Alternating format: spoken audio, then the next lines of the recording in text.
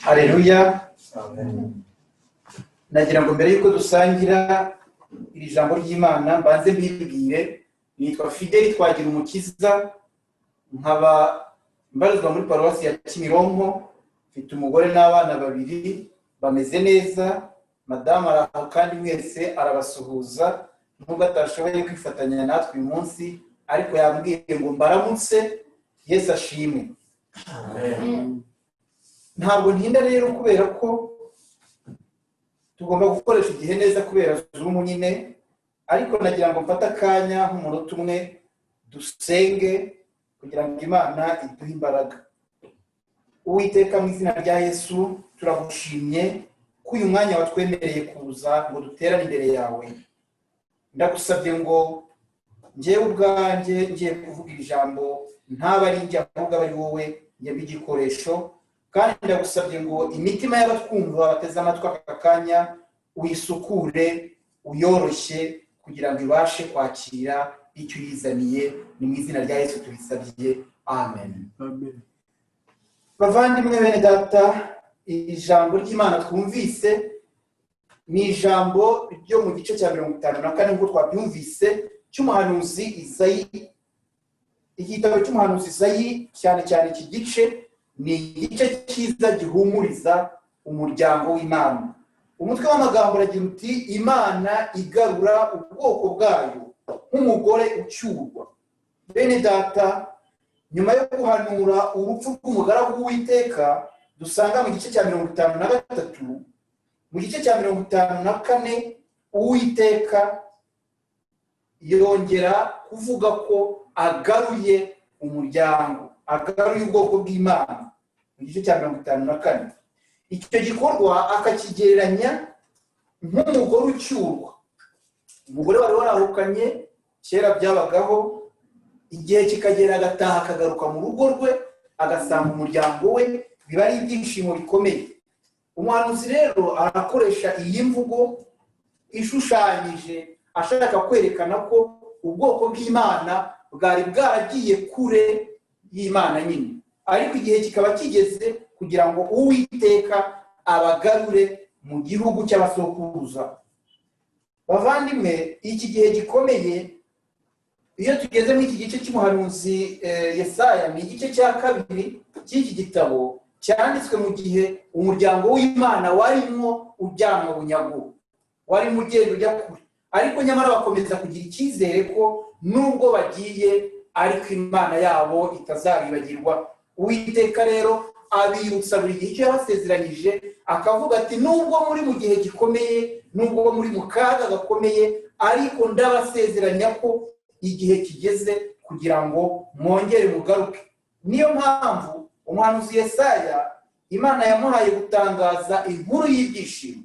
Dutangira iki gice tuvuga ngo dusoma ngo ishime, ishime unezerwe, witinya kuko utazakorwa n'isoni, wimwara. Ngayo ni amagambo akomeye umuhanuzi Izayi akoresha, umuhanuzi Yesaya atumwe n'Uwiteka kugira ngo ahumurize ubwoko bw'Imana. Umuryango w'Imana uhamagariwe kwakira iyi mpano y'ibyishimo kandi ukakira n'iri jambo rihumuriza ngo witinya kandi wimwara. Uwiteka aragukunda cyane. Ni muri urwo rwego rero bavandimwe, Uwiteka ahangayikira ubwoko bwe. Ku murongo wa 9 twabonye ukuntu Uwiteka avuga ngo nubwo wari warakosheje nari narakurakariye, ariko noneho ngusezeranyije ko igihe cy'uburakari bwanjye cyarangiye, noneho ubu nguhaye imbabazi, kandi imbabazi z'igihe gihoraho. Amen. Amen. Bavandimwe, ubu buhanuzi muri iki gihe cyacu bwuzurijwe muri Yesu Kristo. Turabizi ko muri Yesu Kristo niho tuvoma ibyishimo nyakuri. Muri Yesu Kristo niho tuvoma ihumure. Muri Yesu Kristo niho isoni zose n'ikimwaro bivaho, ahasigaye akatubundikira, akadutera imbaraga. Ipfunwe ryarashize. Ufite Yesu nta pfunwe agira. Ufite Yesu mu mutima we ahorana ibyishimo, ari byo uyu muhanuzi atahwemye guhamagarira ubwoko bw'Imana. Iyo tuba dufite igihe gihagije twatinda muri iki gitabo cya Yesaya tukareba uburyo avugamo aya magambo n'uburemere ayaha, n'uburyo agereranya uyu muryango w'Imana nk'umugore w'igishubaziko cyangwa se wari waragiye w'intabwa kure, ariko Uwiteka akamugirira impuhwe, akibuka buri gihe uwo mutima ubabaye. Mu Isezerano Rishya twumvise ubutumwa bwiza uko bwanditswe na Luka mu gice cya 13 umurongo wa 31, aho Yesu aririra Yerusalemu. Mu butumwa bwiza rero tumaze gusomerwa uyu munsi, Yesu ararira. Ararizwa n'iki? Araririra Yerusalemu kubera ko ari umujyi wari warugarijwe n'ibyaha mu gihe cy'Abafarisayo n'ubugizi bwa nabi burenze urugero. Muri iki gice cya 13 dusangamo inyigisho n'ibitangaza bitandukanye Yesu yagiye akora. Amen. Noneho rero ibyo byose yabikoraga ari mu nzira agana i Yerusalemu, kuko mu rugendo Yesu yakoze turabizi ko yabambiwe i Yerusalemu. Urugendo yakoze yagendaga agira neza aho ageze hose muri kino gice. Mu mirongo ibanziriza rero umurongo wa 31 twumvise, tubona Yesu asubiza ikibazo kijyanye ngo n'abazakizwa uko bangana. Yesu rero akanzura avuga ngo nimugire umwete wo kunyura mu irembo rifunganye, ngo bitabaye ibyo tuzakorwa n'isoni. Nyuma y'iyo nyigisho rero atanga, nibwo duhita tugera mu iri jambo twasomewe uyu munsi kuri iki cyumweru ku itariki ya 18, aho tubona bamwe mu Bafarisayo begera Yesu bakamuburira, bakamubwira ngo nyamuneka imuka uve hano kuko Herodi ashaka kukwica. Ni ikibazo. Ariko Yesu we asubiza yemye. Mwumvise igisubizo aha abamuburiye. Agisubiza arakaye kuko aravuga ngo nimugende mubwire iyo ngunzu muti dore arirukana abadayimoni, bya bikorwa n'ibitangaza, arakiza abantu none n'ejo, maze ku munsi wa gatatu azaba arangije rwose, kuko bitashoboka ko umuhanuzi yicwa atari i Yerusalemu. Icyo ni cyo gisubizo Yesu atanga. Noneho arangije gutanga iki gisubizo, nibwo atangira kuririra Yerusalemu. Aririra umurwa mukuru w'igihugu cye.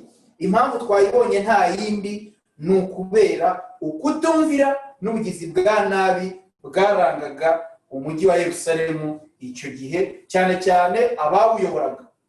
Muri icyo gihe bari bafite akamenyero kabi cyane ko kwica abahanuzi no gutera amabuye ababatumiwe. Umwana wadusomeye yagize neza, yadusomeye neza.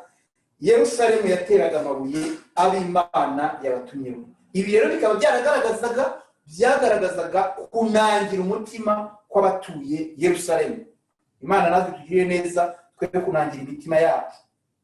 Bavandimwe rero, icyifuzo cy'Uwiteka muri aya masomo kuva kera na kare, ari nacyo cya Yesu Kristo, ni uguhuza umuryango we, akawurindira umutekano ndetse akawubundikira nk'uko inkoko ibundikira imishwi yayo. Nyamara ariko bene data, uwo muryango ntiwemere. Akenshi twagiye tubona niyo dusoma ijambo ry'Imana, tubona uburyo abantu bafunga imitima bakayinangira. Ibyo rero akaba ari byo biriza Yesu, hanyuma bikababaza Imana. Imana ifite urwo rukundo, Imana ishaka guhuza umuryango wayo, ariko umuryango ukananirana. N'uwo mukino duhoramo. Niyo mpamvu nashimye uyu munsi korali yacu yaturirimbiye ngo kubw'imbabazi z'Imana turongera tugasubizwa ubuzima, tukababarirwa, maze tukabaho. Amen. Amen. Igice cya gatatu cy'iyi nyigisho rero, nagira ngo turebe umugati w'iki cyumweru ku itariki ya 18. Twatahana iki, dusigaranye iki? Kw'ibyo dusoma ari byinshi. Uyu munsi umwihariko ni uwuhe? Umugati turi butahane ni uwuhe kuri iki cyumweru? Muvandimwe unyumva uteze amatwi, ijambo ry'Imana ry'iki cyumweru rifite icyo rizaniye.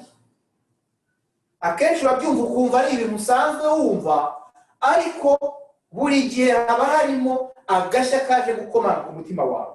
Icya mbere, Uwiteka duhamagarira kwishima kubera umugambi mwiza adufiteho. Imana yakuremye igukunda, igufiteho umugambi mwiza. Niyo mpamvu mu magambo y'umuhanuzi Yesaya atubwira natwe buri wese ku giti cy'uri hano ngo ishime kandi wagure imbago z'umutima wawe. Ni ukuvuga ngo ukure mu rukundo, wagure amarembo kuko Imana igukunda, kuko kandi Imana igufiteho umugambi ukomeye kandi w'umugisha. Amen. Hari ubwo ushobora kuba wigereranya n'igishubaziko cyangwa ukigira ko nta gaciro ufite bitewe n'ibihe uri kunyuramo muri ino minsi. Birakomeye, wenda ugahangayika ukajya kure y'Imana ukiganyira, ariko uyu munsi Uwiteka arakubwira ngo humura, witinya, icyo wita ikimwaro nicyo njyewe nzaheraho nkakigira umugisha, maze abandi bakakubonamo icyiza bitewe n'uko Imana ikubona. Amen. Icya kabiri, umugati wa kabiri w'uyu munsi ni uko Uwiteka aguhamagarira kudatinya no kutamwara. Muvandimwe, kuba mu bwugamo bw'Uwiteka biturinda ikimwaro cyose ndetse n'ipfunwe iryo ari ryo ryose. Ese muvandimwe, aho nta kintu kigutera kumwara cyangwa kugira ipfunwe mu mutima wawe iyo ugeze imbere y'Uwiteka? Umwanya n'uyu rero, kubera yuko Uwiteka aragushaka kugira ngo akumare agahinda, kugira ngo agukureho ipfunwe, kugira ngo agukureho kubona wambaye ubusa iyo ugeze imbere ye. Aragushaka kugira ngo agutinyure, kuko ngo aratubundikiye kandi nicyo ashaka buri gihe. Icya gatatu, ari nacyo ndangirizaho kuri iki gipfunyika, ni uko Yesu aririra Yerusalemu. Yesu ararira. Muri Bibiliya aho tubona Yesu arira ni hake cyane. Tumubona arira mu butumwa bwiza uko bwanditswe na Yohana, igice cya 11 umurongo wa 35, aho Yesu ajya kureba nyine Lazaro inshuti ye yari yapfuye, nuko ararira. Ahandi twongera kumubona arira ni ahangaha yitegereza Yerusalemu, akibuka ibibi bakora, akibuka uburyo bica abahanuzi, hanyuma nabwo aririra Yerusalemu. Ati Yerusalemu, Yerusalemu, Yerusalemu, wowe wica abahanuzi ukica abagutumweho. Ati kuva igihe cyose nahangayikiye kuguhuza nk'umuryango, ariko warananiye. Yerusalemu rero mwene data ishushanya wowe nanjye. Ese ubwo haba hariho igihe Yesu akureba akarira? Byaba biteye agahinda. Wibuke ko Yesu arizwa cyane no kunangira umutima no kurangara kwawe nanjye. Kuri iki cyumweru rero mureke dusabe ingabire, dusabe impano yo kutahangayikisha Yesu, ni ukuvuga ngo yo kutanangira imitima, twakira iryo jambo duhawe buri munsi. Kuri iki cyumweru dusabe imbaraga z'Umwuka Wera ziturinde kurangara no kunangira umutima, cyane cyane muri ibi bihe turimo bisaba imbaraga zidasanzwe.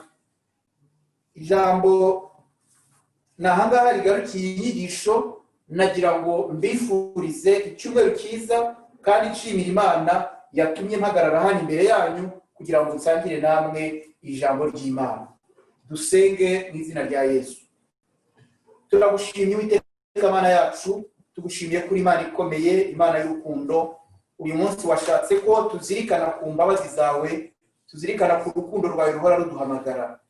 Turagusabye ngo uze ako kabuto katewe mu mitima yacu kuri iki cyumweru, ugakuze, kabyara umusaruro kandi kagira imbuto nyinshi zigera kuri bene data bagukeneye. Tubisabye twizeye mu izina rya Yesu. Amen.